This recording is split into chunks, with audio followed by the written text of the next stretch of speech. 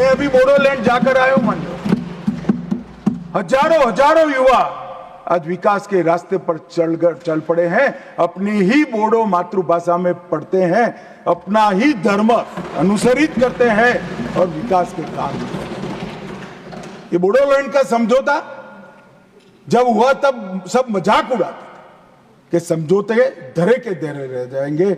आज मैं कार्यक्रम देखकर आया हूं, मोदी जी गए, 5 लाख बोडो युवा, वृद्ध, अबला, नागरिक सब। मैं कुछ दिन पहले ही बोडोलैंड जाकर आया हूं मान्यवर, परिस्थिति बदल गई है। आसाम के अंदर 5 लाख करोड़ का इन्वेस्टमेंट का एमओयू होता है। एक आसाम के अंदर इंडस्ट्री एक जमाने में स्वप्न माना जाता था, आज वहां पर शांति है मान्यवर। अब सपा की परिधि को भी 70% तक हमने कम कर दिया है मान्यवर। हमने विकास के बजट में भी 153% की वृद्धि की। तेल मिशन, बांस मिशन, जैविक खेती और अंडा, मच्छी और दूध में नॉर्थ ईस्ट का इंडिविजुअल 8 राज्य आत्मनिर्भर हो, ऐसी कार्य योजना बनाकर हमने समृद्धि के रास्ते खोले